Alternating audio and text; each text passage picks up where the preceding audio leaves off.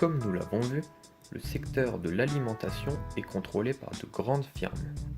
Avant d'en arriver là, les systèmes de production agricole ont beaucoup évolué. Auparavant, tout était produit à la ferme. Les semences, les jeunes animaux, les fourrages et les engrais. On dit alors que la ferme opère une production intégrée. Tout ce qui est produit est ensuite réutilisé. Ainsi, les fermes nécessitaient peu d'intrants et leurs produits étaient vendus localement.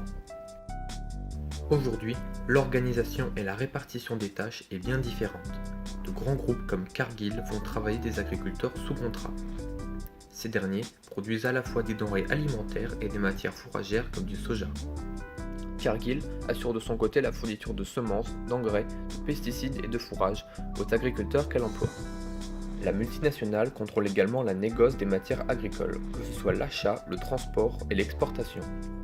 Elle s'occupe également de la transformation et de la commercialisation. Cargill a par exemple conclu un vaste contrat de fourniture avec les supermarchés américains Kroger.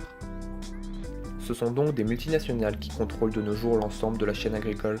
Pour maximiser leurs profits, ces grands groupes n'hésitent pas à mettre sous pression les agriculteurs qu'ils emploient, laissant ces derniers vulnérables face aux risques de leur métier, notamment les événements météorologiques qui peuvent engendrer une ou plusieurs années de déficit. À titre d'exemple, un pisciculteur vietnamien exploitant des pangasius ne touchera qu'un des 10 $ du produit fini vendu en Europe. Ce premier problème contribue au malaise des agriculteurs. En France, le nombre de fermes a chuté de plus de 60%. Alors qu'il y en avait plus d'1 million en 1988, on en dénombre à peine plus de 400 000 en 2013. Ce graphique montre en revanche la démultiplication des grandes exploitations, les fameuses fermes-usines. Au contraire, les petites fermes sont 3 fois moins nombreuses qu'il y a 30 ans.